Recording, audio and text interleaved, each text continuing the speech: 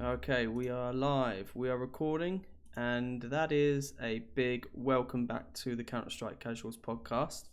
Episode 25. We've made it to the big 2-5.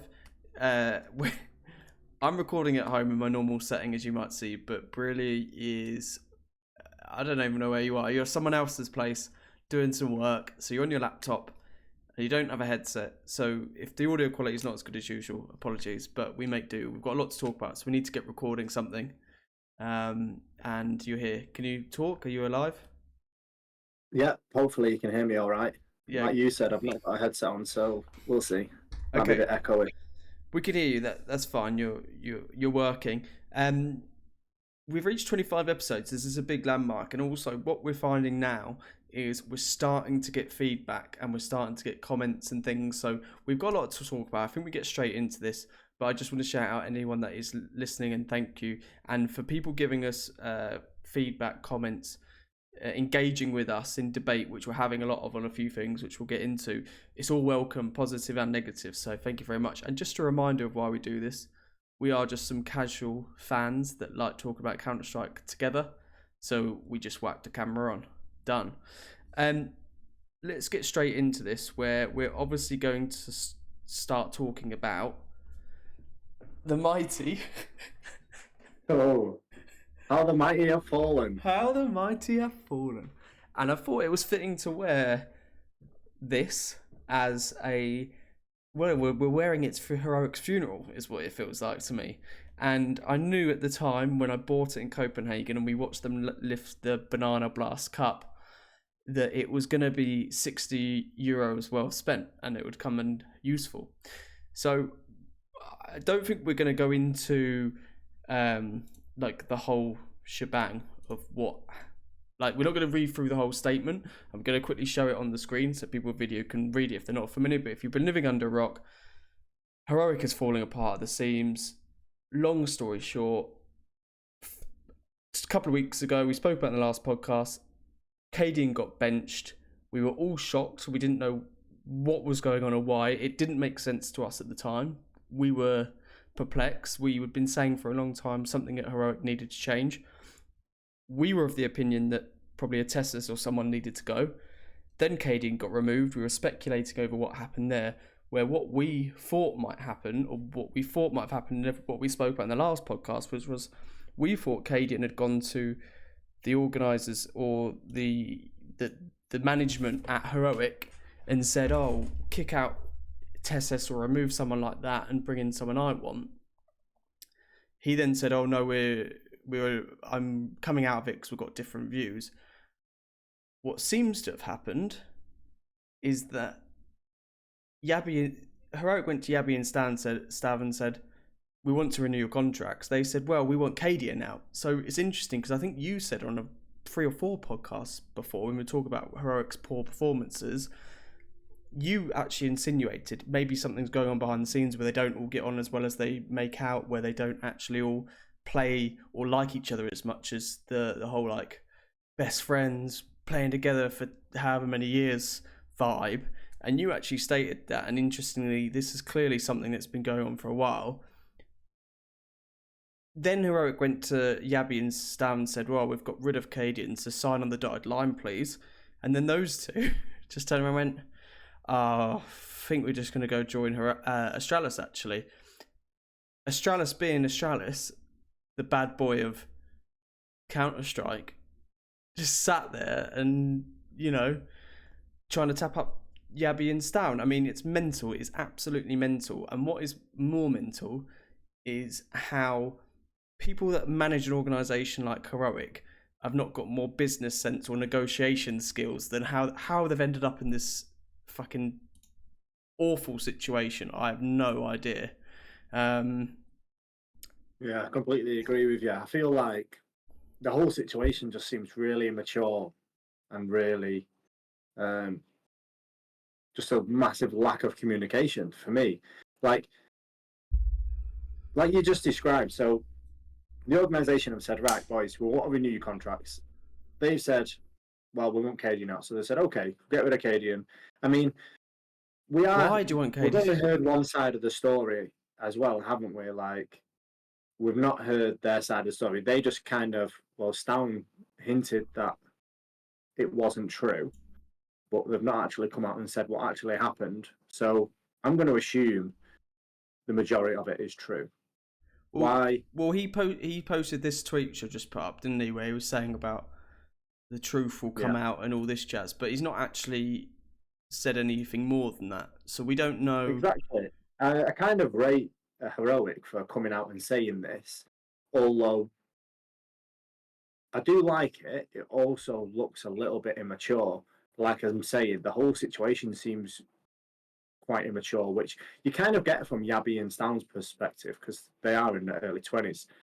But Heroic as a company, you'd think they would have everything set. I would not get rid of my in-game leader. You wouldn't get rid of Cadian for the those two. author, Fuck the it. heart and soul of the team. Like, I wouldn't get rid of Cadian for two of them, but if they thought the whole team was compromised because of Cadian, then I kind of understand it.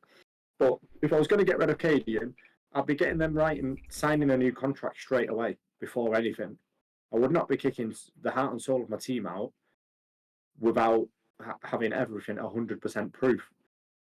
And it just seems ridiculous that the whole situation's even happening.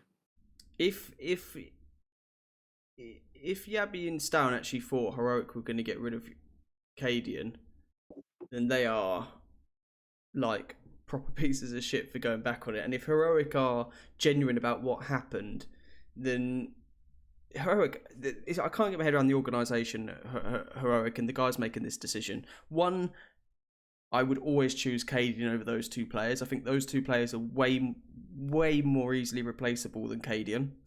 Cadian is a massive loss. If I went to Yabby and Stan, as the organ said, oh, we want to renew your contracts, they said get rid of Cadian and say, fuck, sorry lads, the door's over there, because I'm going to find two more up and coming Danish players. I'm sure if it has to stick to the Danish scene, which I'm sure it does because it's Heroic. There's like a turntable of Danish young talent, right, half the time. So fuck those two. Who is also advising Yabby and Stan? I heard on HLTV confirm they don't have agents, which is absolutely mental. Obviously, I'm biased. I'm from an industry that thrives off people advising people and charging money for that privilege.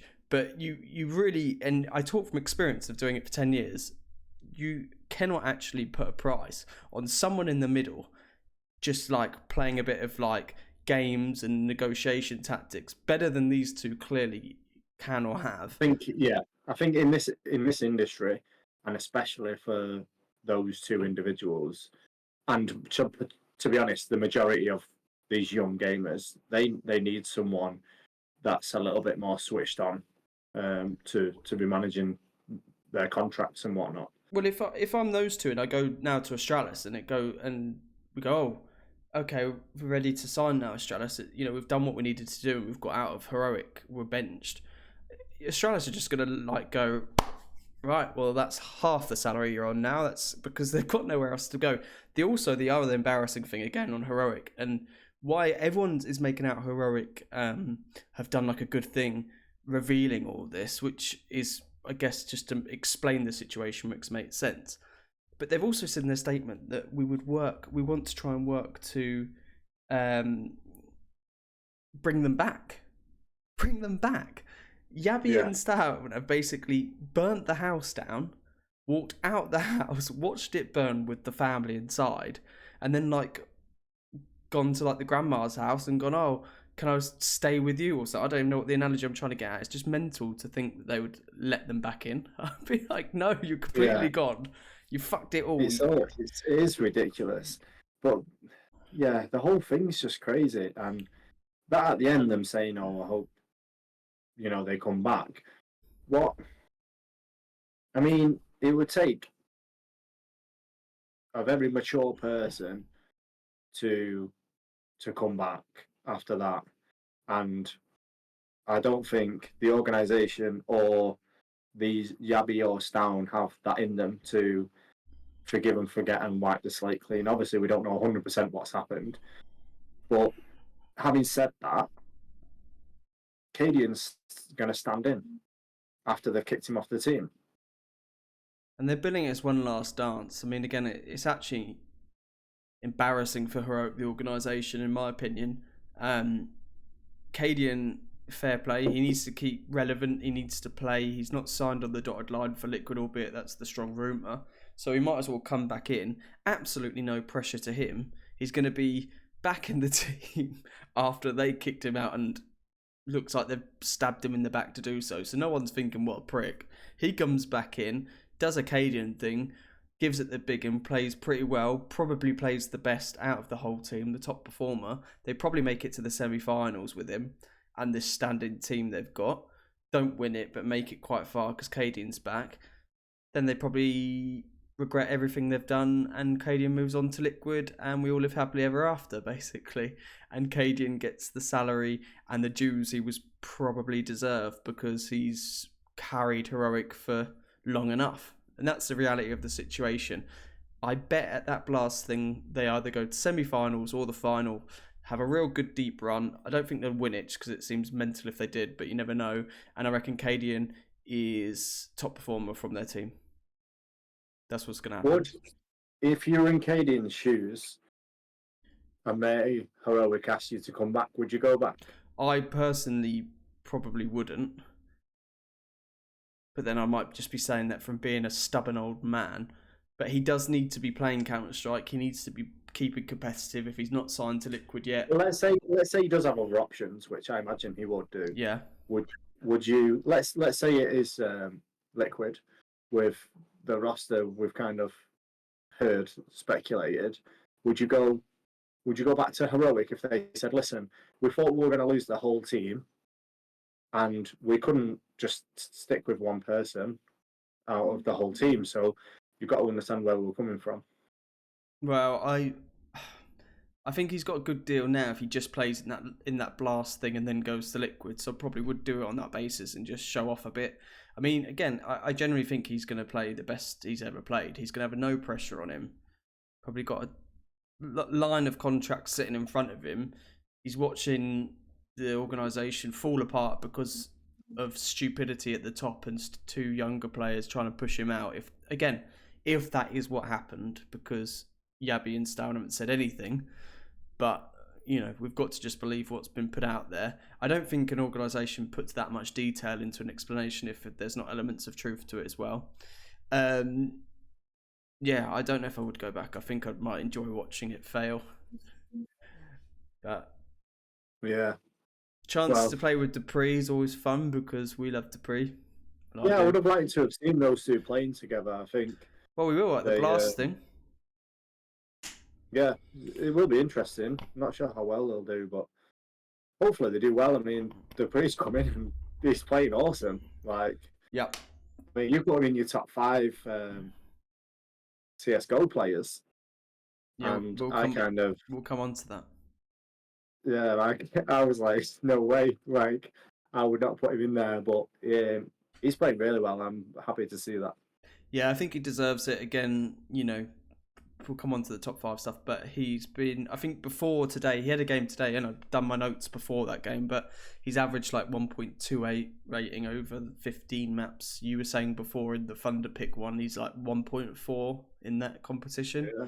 So, fair play. He'd been saying grinding. He did say that as well on one of the other podcasts, or he tweeted that he'd been grinding CS2, playing loads of CS2, and I think he's only signed on them till the end of the year, so he's just going to see the end of the year out with Heroic, which, again, in the current situation with what's happening there, it's just a win-win for someone like Dupree because he gets to play CS2 in a competitive environment with no pressure, in an environment where anything's a bonus now for Heroic, right? The way they are falling apart.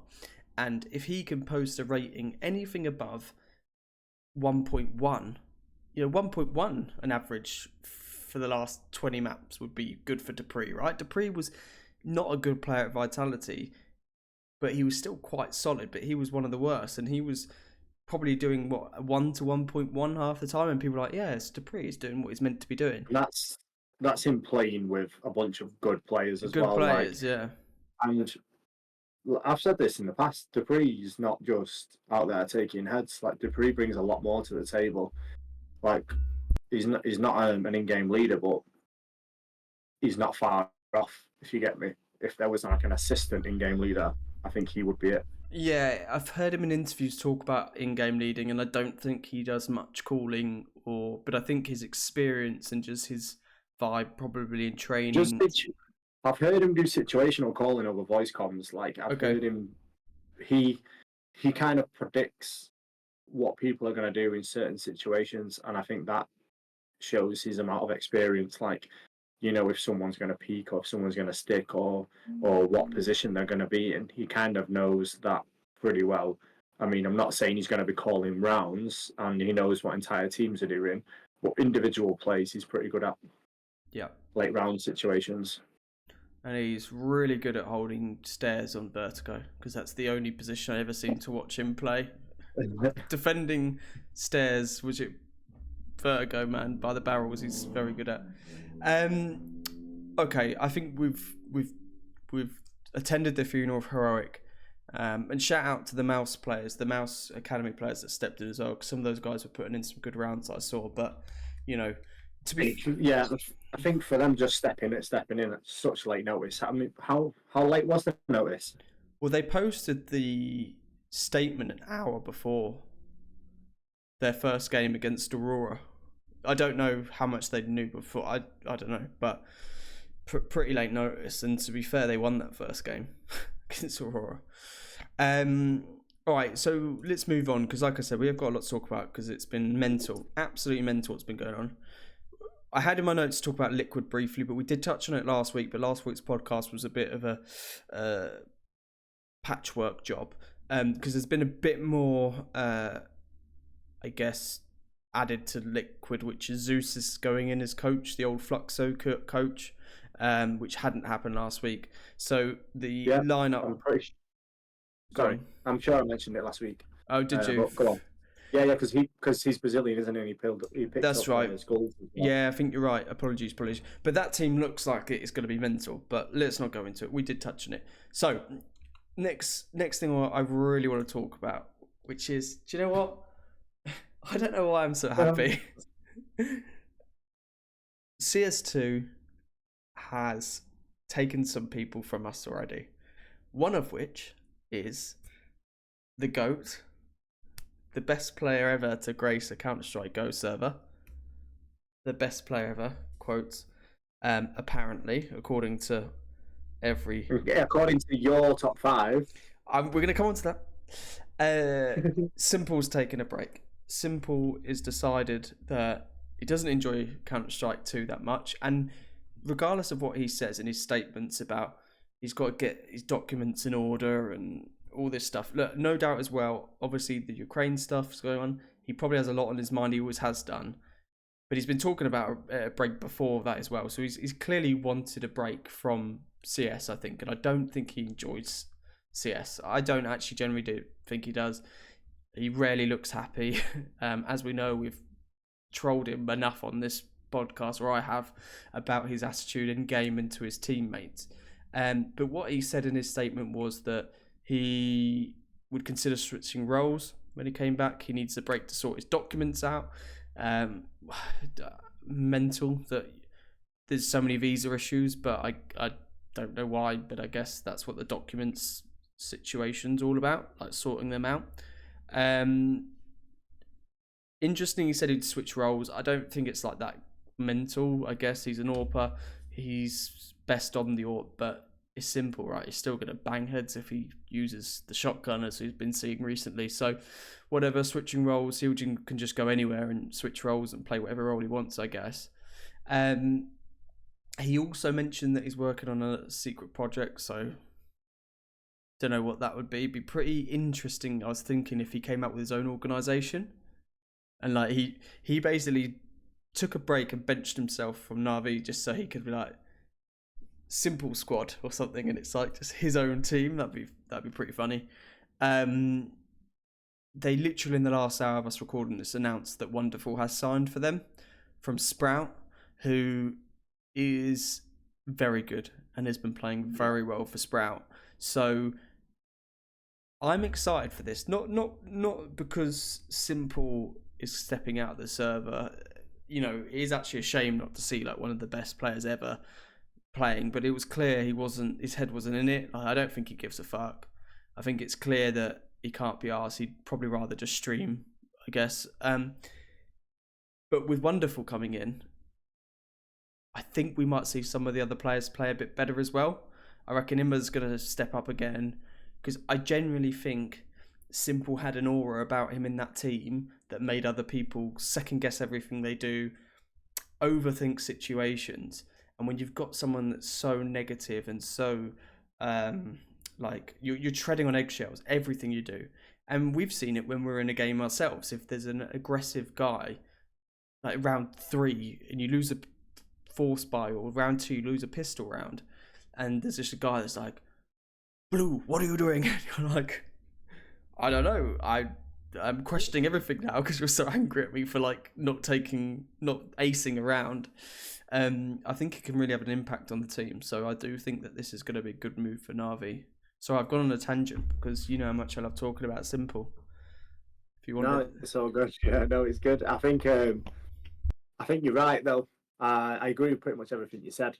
The Wonderful is a sick player, and I think this is exactly what Na'Vi need, and s1mple needs, to be honest. I think he's needed a break for a long time. Now is a perfect time for him to take a break. I'm happy for him to take his time, come back when he's ready, chill, refresh. I think he needs it, to be honest, and I think Na'Vi need it, and I think s1mple needs a new path, a new thing. I don't know whether he's leaving Na'Vi or not, but I think he should. And as far as Na'Vi are concerned, I agree with pretty much what you said. I think they're treading on eggshells a little bit with s1mple, not in a negative way towards s1mple, because I do think that attitude does have its place in sports and esports, but not on this team with the mix of people. Alexi B coming in, I don't think he can in-game lead with someone like s1mple on the team. s1mple needs an in-game leader that he respects, and I think there's very few people like that at the minute, because he has such a high stature in the sport. People look up to him a little bit too much now.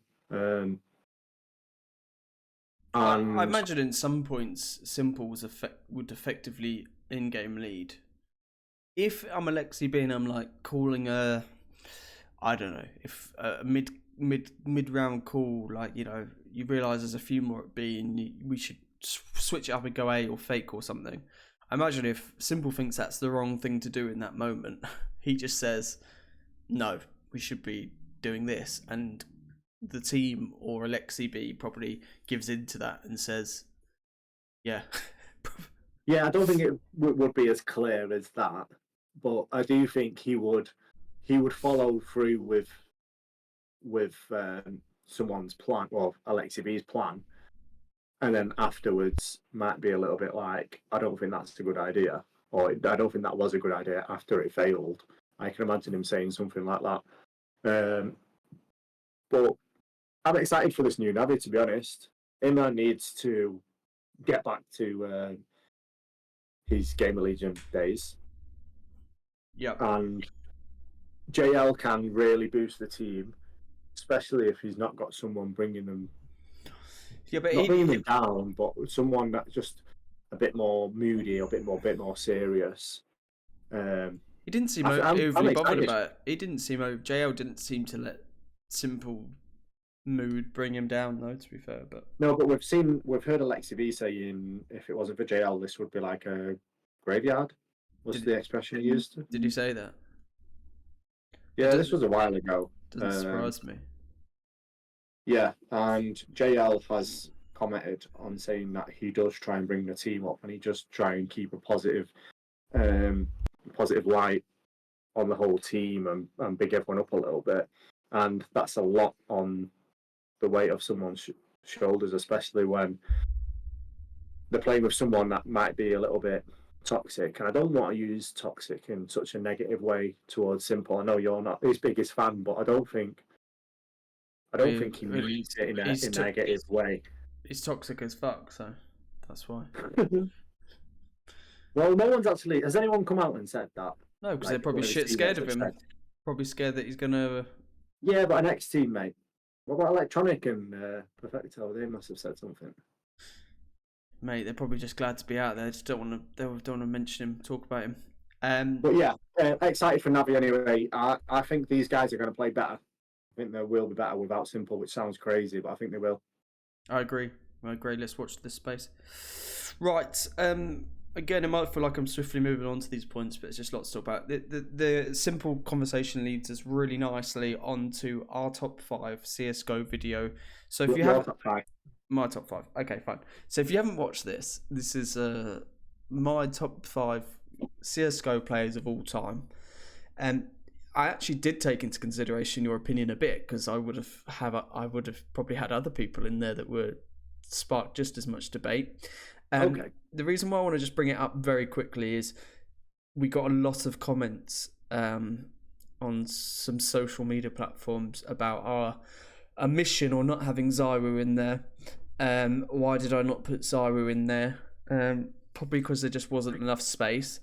There's too many people that you could have involved, and yeah, you did it your way, and I like that you did it your way, because a lot of people have been doing this top 5, and let's be honest, most of them are the same. And you were like, no, I'm not going to follow the beat of everyone else you drum.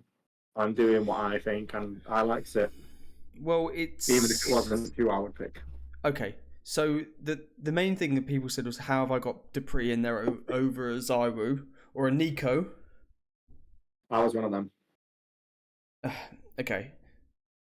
The facts alone for Dupree speak for themselves. Like, it is insanity that people question how he's not a top 5 player.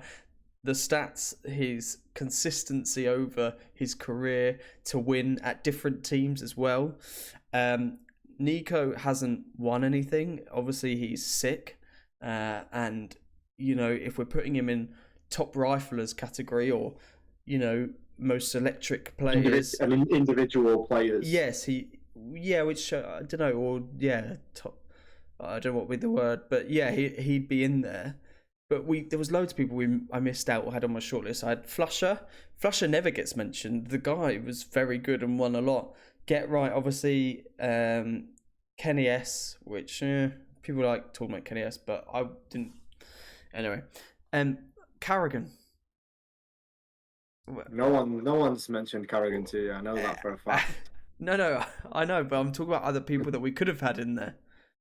And no, you couldn't have. You couldn't have had Carrigan. Why couldn't you have the best IGL of all time? Because he's not.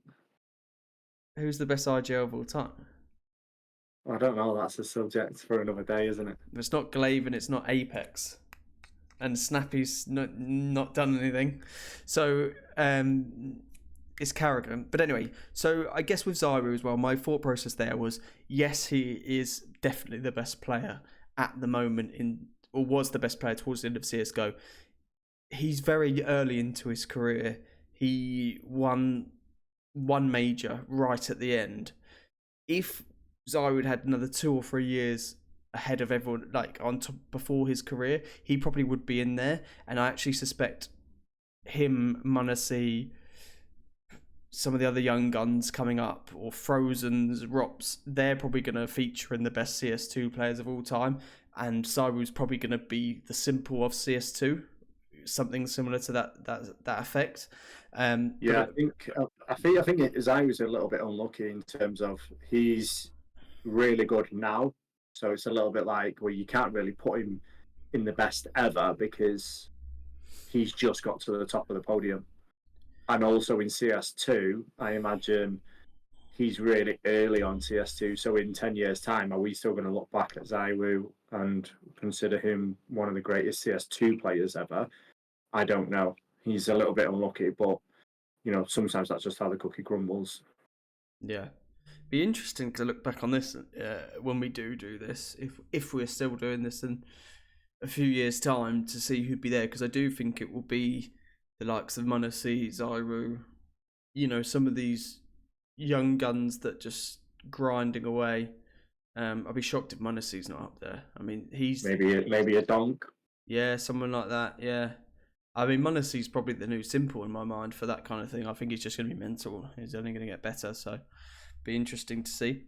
Um, more big news from this week as well. Moving on, the developer interview. So the interview with PC Gamer and the Counter-Strike developers, which is very rare for us to have insight, I guess, like this into what Valve are up to. They don't like to talk much about what they're doing. Some takeaway points for me, just really quickly, that I had in my mind when I read it. Interesting, they saw the launch as successful, which I think, reading between the lines, what they took from the launch was that there wasn't masses of technical errors with launching and servers and people queuing. And you know, when there's a new game out, often we find, and we've found with other games, not CS, when we've all joined a new game, I don't know what, like Lost Ark was one in my mind that we had, or New World. Do you remember New World? We used to have to queue when it was first released, and it was like you spent 2 hours a night just waiting in the queue to get into a game or in a lobby or whatever.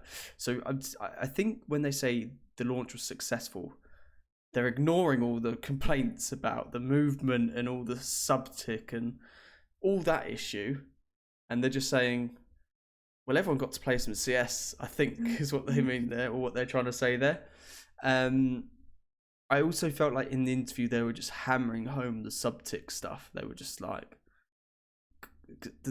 the interviewer asked about the spray of guns and stuff, and they were like, well, what you'll find is the subtick. And it was like everything that they asked, they were like, but there's subtick, and the subtick means, and it was like, right, okay, well, everyone hates subtick, so maybe you shouldn't don't talk about it. It's like, don't talk about the subtick, don't mention it, and that's all they were talking about for a bit. Have you got anything you took away from it?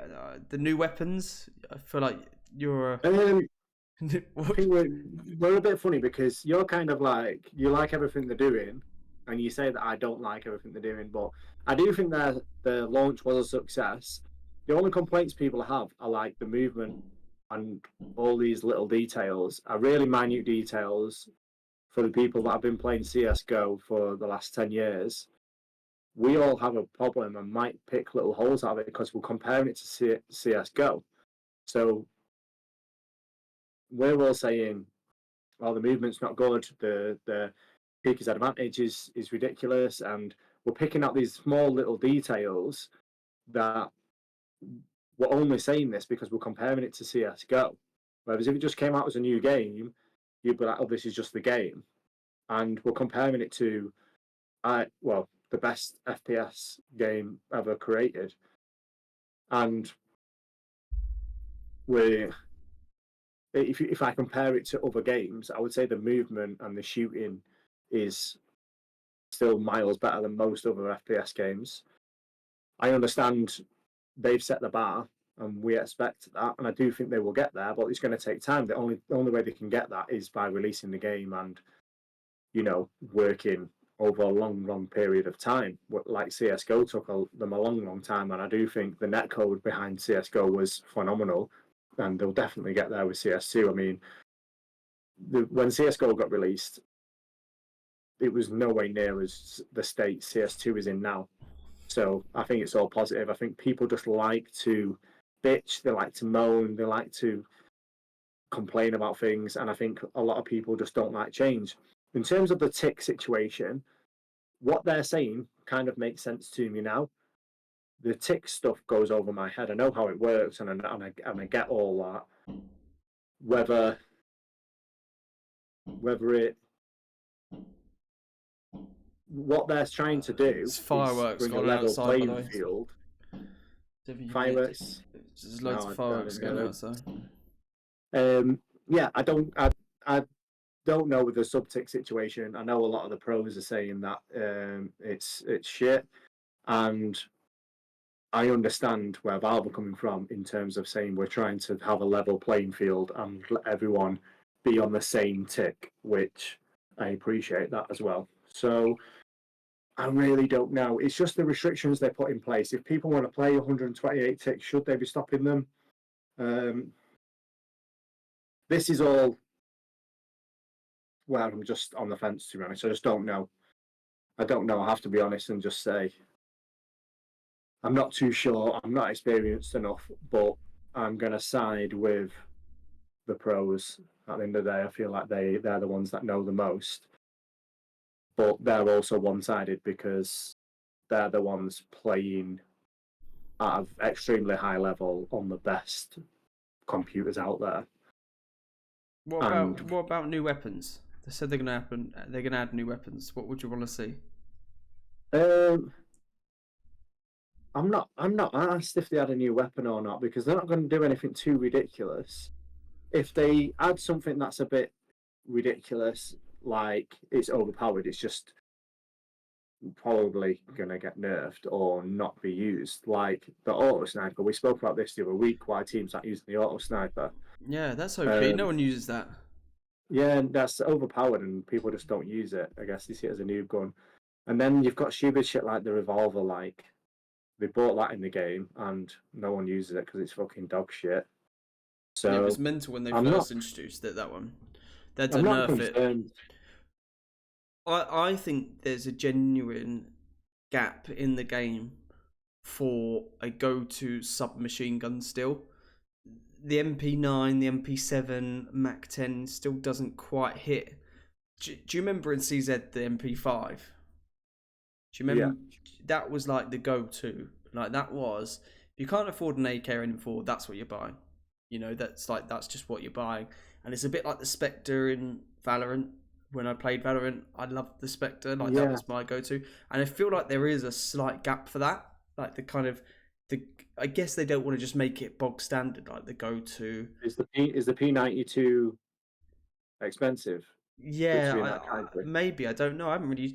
In fact, The P90 is I ridiculous. haven't Like used it that much in especially, CS2. To be fair, yeah, I think a lot of people have been using it in CS2, and it is ridiculous. I've been favouring the MP9 as my go-to actually, and it's not been too bad. It's not quite. Oh, I dropped it you in the game, and you were like loving it. Yeah, yeah.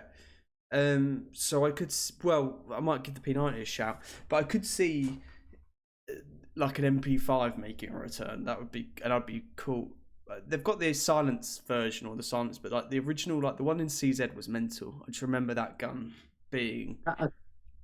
I don't know what they could add, to be honest. What I don't understand, like they can just tweak guns they've already got, guns that aren't used.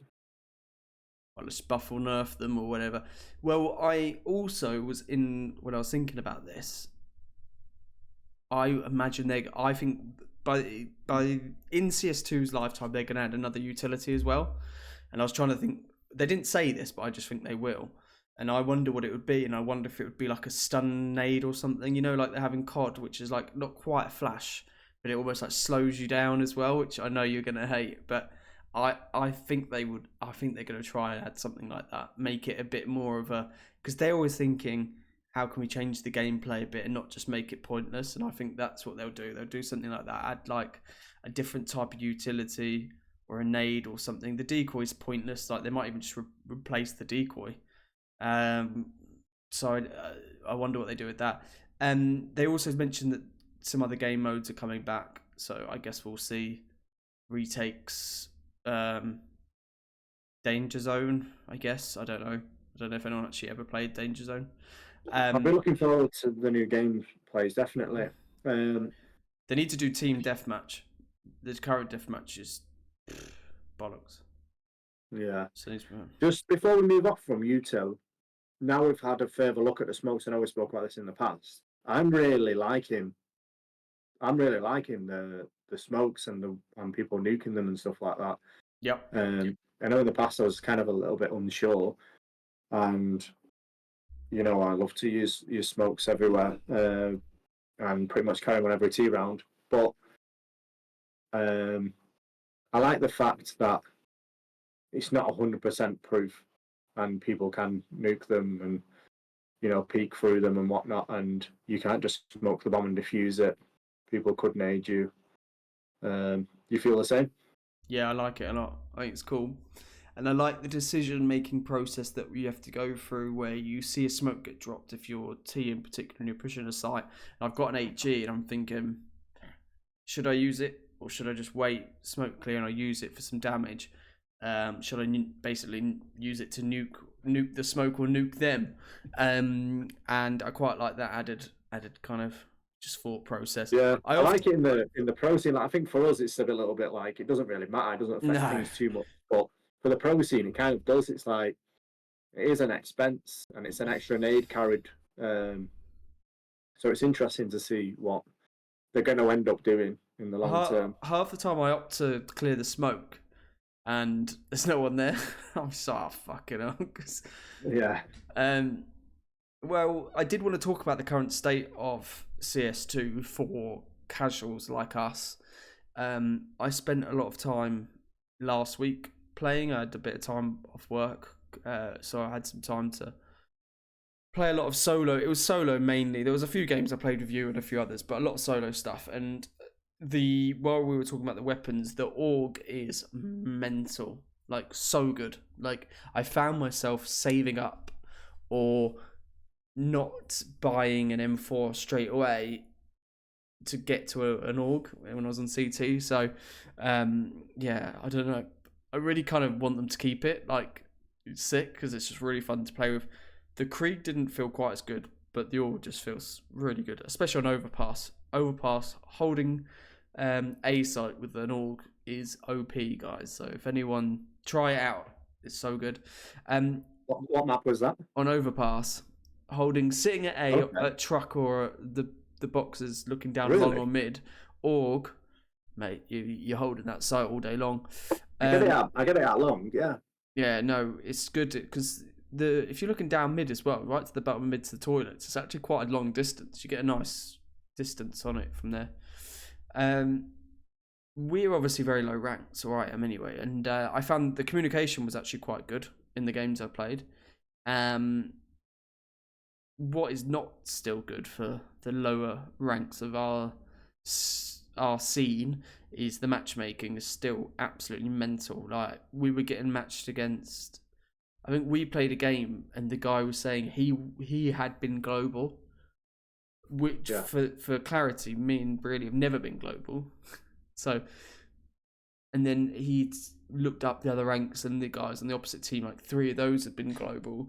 I then also played another game on my own, and I had there was 2 players in the team that were 3 times my premier rank. And it's like, how it's so unfair. So the current state of Counter-Strike 2 for casuals, I would say, is a bit all over the show. I think they still need to work on the matchmaking. Do you have an opinion on like cheaters? I hear people saying, "Oh, there's still loads of cheaters on it. They've not addressed it. They've not sorted it." But I've not experienced any one that I've noticed. No, but I wonder if that's cheating. I think that's our rank, maybe.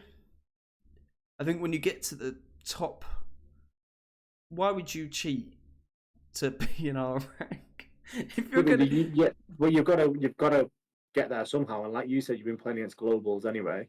Yeah, but they were just really good, and you could tell. Yeah, but what I mean is, you're playing against people that are high level. So if you're saying the cheaters are high level, then you should play against some. Maybe but I haven't. Cheaters start at that level, they work their way up, and I imagine they get banned fairly quick. Maybe they just fly past me in the ranks, so I don't even have a chance. But I haven't noticed many, to be fair. I haven't felt like it's been every other game. I know a lot of people saying that, but again, I also don't think we have time to play enough, right? With just lack of time. So if you play 100 games, you're going to kind of come across more than if I'm playing 20. Do you know what I mean? But generally, I enjoyed it. I know I was very positive all week to you. Very excited to play all the time, and that's not changed. There's a bit of a laggy issue after an update, but then they had another update afterwards, and it sorted it, I think. So, okay. Let's move on to any other news. Let's get this rounded up now. We've been going long enough, and only so much audio quality of your mic these people could take. Yeah, apologies. Shiro is stepping down from Cloud9. Shiro, sorry. I mean, what the fuck? Another AWPer bites the dust. Don't know. He's going to go to another team, so it'll be interesting to see what happens with that. Any ideas where he might go? I don't know.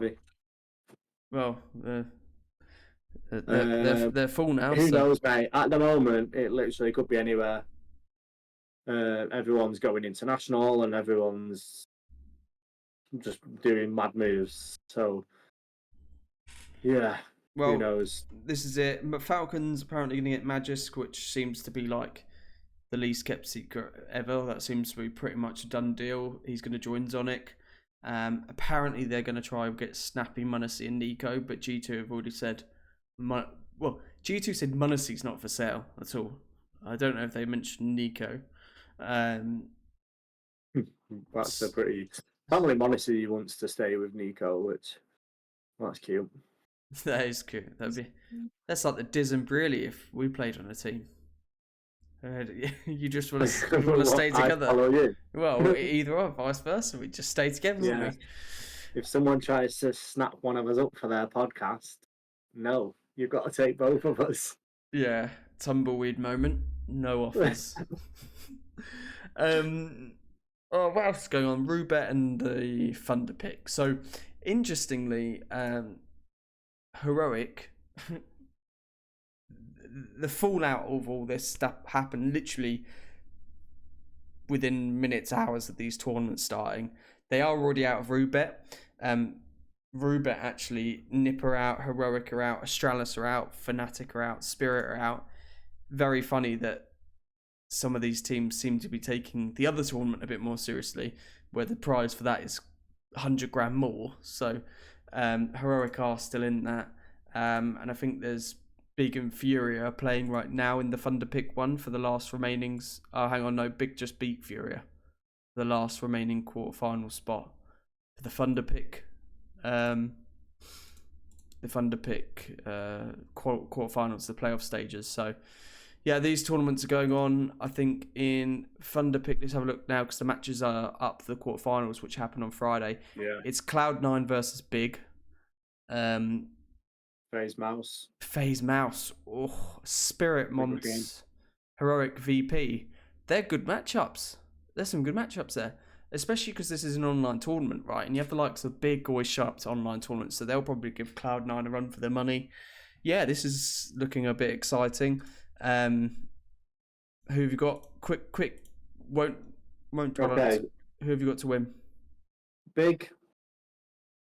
FaZe are playing well at the minute. I wouldn't pick them. I want to pick them 2 weeks ago. But,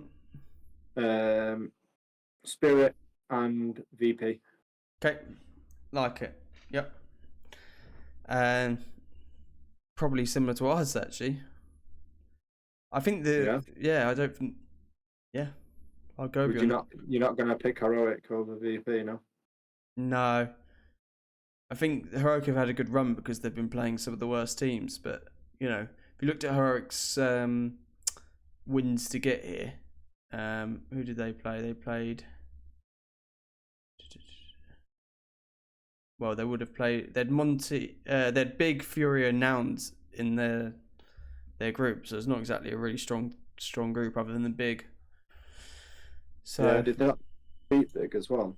Yeah, they beat Big today, 2-1. And then in Rubet, in the semi-finals, it's Furia VP, Aurora versus Monty. Very, not as interesting, not a strong pool left there. Kind of expect VP to probably go on and win that. Yeah. So, okay. Anything else we want to touch on, or shall we wrap it up there? I don't think, mate, I think you've been very structured and organised tonight, and I think we've done well, mate. We've ran through it. We've had so much to go through. I think give yourself a pat on the back. We'll both give ourselves a pat on the back, mate, because we've run through a lot of details there. It's been going off. This roster mania is insane. Yeah, there's stuff we didn't even really talk about. I mean, Nip bench Hampus and Brolin. I don't know. Yeah, there's too much, mate. There's too much. We need to start doing 2 podcasts a week. Mate, yeah. All right. Well, look. Let's not put the public through that trauma. And we will see you guys next week. Thank you, as always, for tuning in and listening. Peace out. GGs. Yeah. GGs.